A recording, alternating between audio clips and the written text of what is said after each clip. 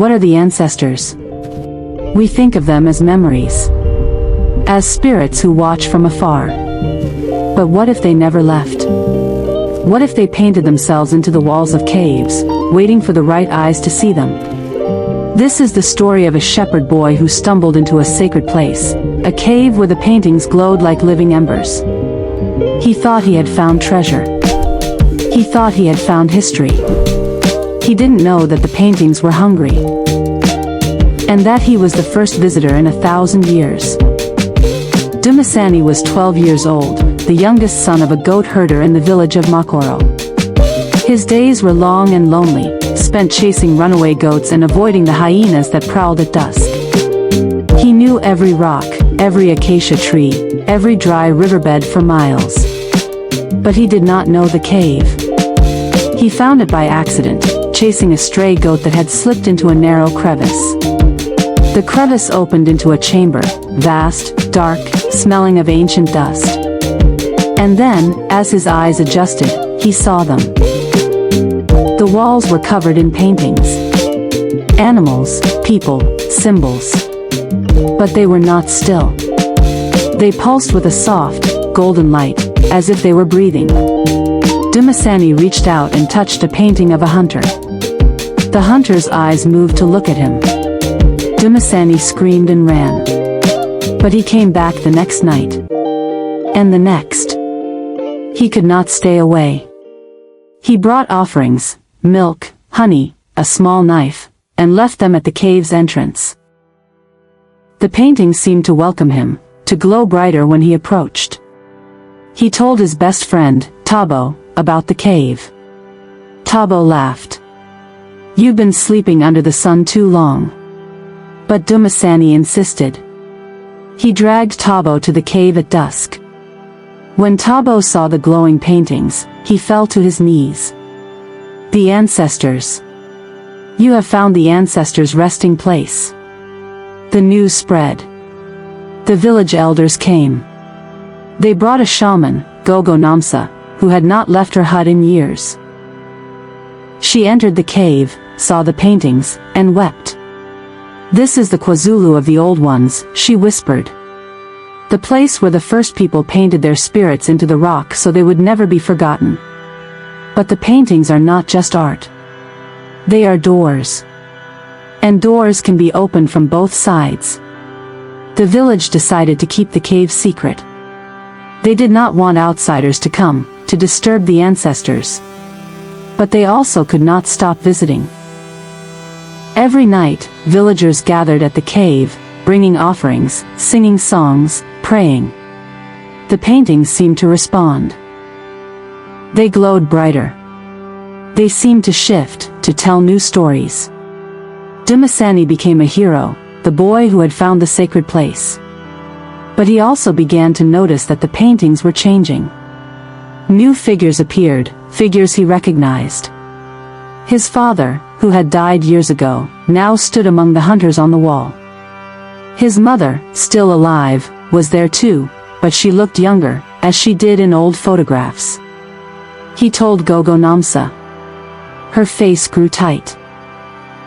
The paintings are not just remembering the ancestors. They are collecting the living. Every time someone visits, they leave a trace of themselves. A memory, a dream, a piece of their spirit. The paintings are hungry, Dumisani. They have been alone for centuries. They want company.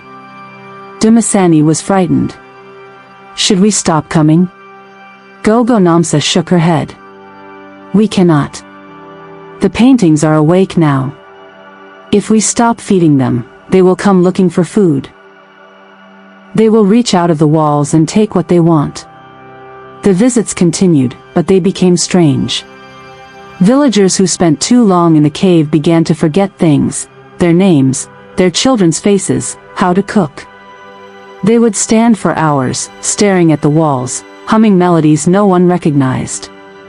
Dumisani's friend Thabo was the first to change completely. One morning, he did not wake up. He lay in his bed, eyes open, breathing, but his mind was gone. His body was empty. And on the cave wall, a new painting appeared, a boy with Thabo's face, running joyfully among the ancestors. The village panicked. Some wanted to seal the cave. Others wanted to destroy it. Gogo Nomsa called them together. We cannot seal it. The spirits are already among us. And we cannot destroy it, the paintings are the ancestors. To destroy them is to destroy ourselves. Then what do we do? Someone cried. Gogo Nomsa looked at Dumisani. The cave chose him first. He must go back, alone, and ask the painters what they want. He must bargain. Dumisani was terrified, but he agreed. That night, Dumisani entered the cave alone. The paintings were blazing with light, so bright he had to shield his eyes. The figures on the walls were moving now, dancing, hunting, whispering. A voice came from the stone, from all the stones at once. You come to bargain, little shepherd. You have brought us many gifts. We are grateful. But we are still hungry. Dumisani's voice trembled. What do you want? Our lives? Our souls? We want to be remembered. Not in song. Not in prayer. We want to be seen. We painted ourselves into this rock so that we would never disappear. But we have been alone for so long. You found us. Now we want you to stay. I cannot stay. I have a family. A life. You will not die. You will become part of the wall. You will see every visitor who comes after you. You will speak to them, guide them, keep them company. You will become an ancestor yourself, alive in the stone. Dumisani thought of Thabo, now a painting on the wall, smiling. Thabo had not died, he had simply traded one existence for another. What if I refuse? Then we will take you anyway. And we will take your village, one by one, until this cave is full. You cannot save everyone, little shepherd. But you can choose to be the first, or the last. Dumisani stood in the glowing cave, surrounded by the faces of his ancestors and his stolen friend. He thought of his mother, his brothers, the village children who had no idea what lurked beneath the hill. He made his choice. I will stay. But you will take no one else. You will let the villagers visit, but you will not steal them. You will let them leave with their minds intact. And you will protect this land from anyone who would harm it. The cave was silent. Then, the paintings pulsed, once, twice, and the light dimmed. Agreed. You will be our voice. Our eyes. You will sit in this cave and watch over the living. When they come, you will speak to them.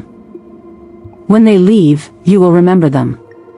You will be our keeper, and we will be your memory. The light faded to a soft glow. Dumisani felt something shift inside him. He was still himself, but also more, connected to the stone, to the paintings, to every soul that had ever been painted on these walls. Dumisani walked out of the cave at dawn. The villagers gathered, expecting him to be changed, to be hollow like Thabo. But he was not. His eyes were bright, his step steady. He told them the bargain. The villagers were relieved but also afraid. They would no longer bring offerings, they would simply visit, speak to the paintings, listen to Dumisani's voice from the wall. Dumisani built a small hut at the cave's entrance. He spent his days tending the goats, his nights inside the cave, speaking with the ancestors, interpreting their wishes, keeping the peace. He grew older, but he never left. When his mother died, her face appeared on the wall beside his father. When his brothers had children, Dumisani blessed them from the cave's entrance. And when travelers came, seeking wisdom, he would lead them into the glow and introduce them to the painters, the ancestors who had never truly left. But the bargain had a cost. Dumisani could not sleep. Not truly. Every night, the paintings spoke to him, showed him visions of the past and future. His mind was never his own. He was the keeper, always awake, always watching. When he finally died, many years later, the villagers found his body sitting upright at the cave's entrance. His eyes were open. His lips were moving. They carried him inside and laid him before the brightest wall. The paintings glowed, and a new figure appeared, a shepherd boy, older now, sitting among the ancestors, watching over all who entered. The cave still glows at night. Travelers still come. And if you listen closely, you can hear Dumisani's voice, telling stories, warning the curious, welcoming the lost. But some say that on moonless nights, the paintings shift, and new faces appear, faces of those who came too close and never left. The bargain holds. But the cave is still hungry. Dumisani learned that some doors are better left unopened. That the ancestors do not always rest, sometimes they wait. His story teaches us that memory is a hunger, and the past is not content to stay in the past. The paintings were not art. They were prisons. And Dumisani, the shepherd who could not stop exploring, became the keeper of those who painted themselves into eternity. But what do you think? Was Dumisani right to bargain with the cave, or should he have sealed it and risked the ancestors' anger? Could the villagers have lived without visiting the paintings? And what would you do if you found a place where the dead could speak, but only if you agreed to stay? Let me know in the comments below. The paintings are still watching. The keeper is still speaking. And in other lands, other caves are waking up. If tales of ancient spirits and their bargains haunt you, you cannot miss the princess who refused an arranged marriage to become a legendary warrior. The link is on the screen right now. Don't forget to subscribe for more original, chilling tales from the Safari of Tales. We follow the glow into the dark. Until next time, be careful what you touch. It might touch you back.